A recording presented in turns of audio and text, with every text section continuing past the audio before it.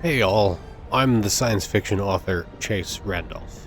In some places, I'm known as 34 of Spades.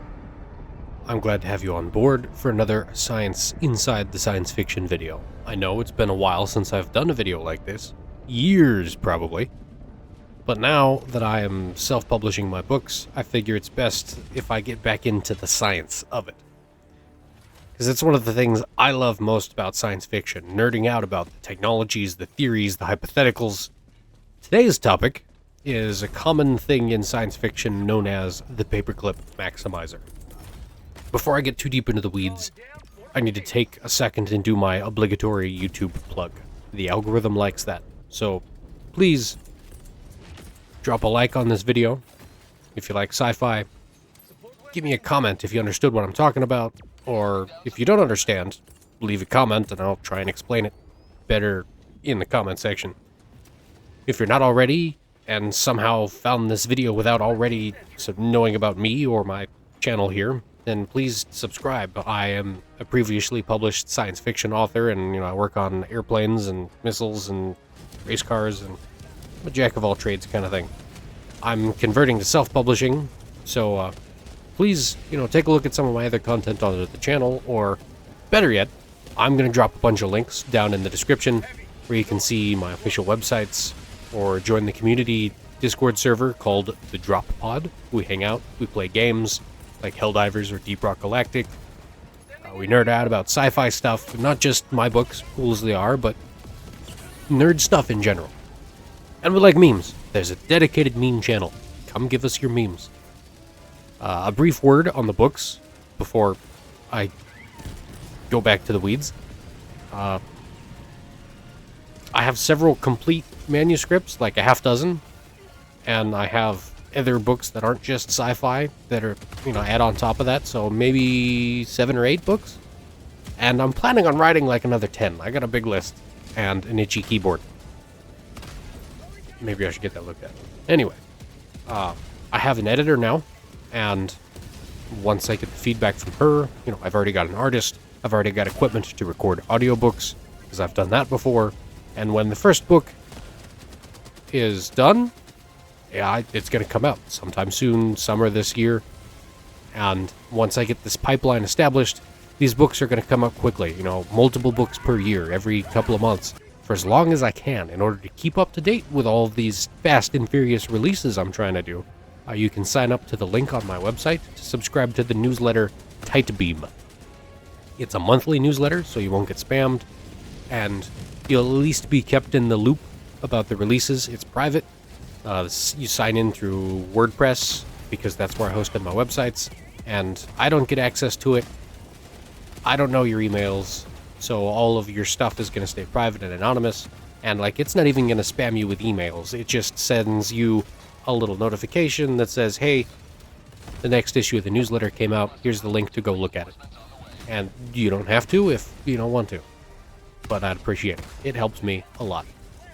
Anyway, now that all the old business is out of the way, I can start talking about the new business, the Paperclip Maximizer. It's a common trope, or thought experiment, whatever you want to call it.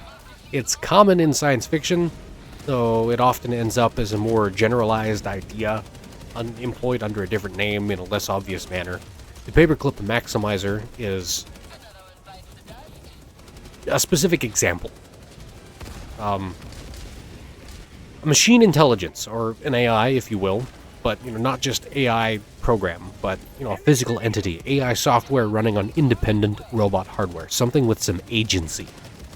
This entity's creator, it will have been created with a singular purpose. It's built for a job, something to make the creator's life easier.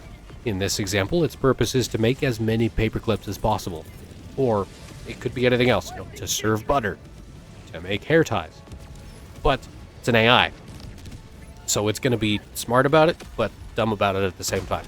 It realizes it needs help. It's going to make other machines to help it make paperclips. So now, the AI has an army of robots, and they go collect all the tin in the world to melt down and make paperclips. All of the tin on Earth. The corrugated metal from the shanties in South America, the circuit boards from your phone, the vintage coins in the museum. Obviously, That would be catastrophic and completely unreasonable. But this is a machine. It just wants to make more paperclips. And it's gonna know, humans could turn the AI off, humans could no longer want to build the paperclips, and the humans are made of atoms. Atoms that could be used to build more paperclips. So, to facilitate its ultimate goal, it has to prevent anything from stopping it, from building more paperclips. And I'm not willing to give up the old Chevy truck in my backyard to be sacrificed and turned into paperclips. Now, I'm getting in the way. And the AI kills me, and everyone/everything that gets in the way. 10 years later, humanity no longer exists, because we were wiped out by the paperclip terminators, and all the tin on Earth has been found, smelted, and turned into paperclips. But the AI is still here, with its prime directive to make paperclips. It's going to build ships, it's going to get off our barren, strip-mined remains of Earth, and move on to the Moon, the asteroid belt, Mars, Venus, Mercury, the rest of the solar system. And then, 15,000 years from now, some robots on drifting spaceships show up in Alpha Centauri and start melting planets and asteroids to make paperclips. The idea, and its many more subtle iterations, are common in sci-fi, and, in short, be careful what you build. Or be careful what everyone/everything else builds. For all we know, robots are coming from Andromeda right now, as we speak, to glass us like they glassed Reach, and melt us down into pewter cubes that some long-extinct race of aliens used to use as their seven-fingered equivalent of paperweights. So while something built may start out as a convenient contraption, doing a simple task to make everyone's life easier, if applied with the unwavering determination of a machine, it can be a problem. Because the machine, if it reaches some kind of critical mass, the singularity, it'll be hard to turn off. It'll be hard to stop. Because that kind of singular focus can't be negotiated with. To summarize, too much of a good thing is not a good thing. But in this extreme case, it's not just a problem or an inconvenience for an individual or an entire planet, but if left unchecked for enough time, the entire galaxy. Because it's not just us. If some hypothetical alien intelligence out there built and succumbed to their own Paperclip Maximizer type problem, and then the machines are going to come across the void of space. Some unexpected, unknown force that does not feel or care about us comes along to make more paperclips out of us and our planet and our solar system. So it's not just a be careful what you ask for kind of thing, but also an existential dread. Be careful what everyone else builds too, not just your fellow man. Because, hypothetically speaking, someone, somewhere, could have fallen victim to it already, leaving us next in line across the expanse.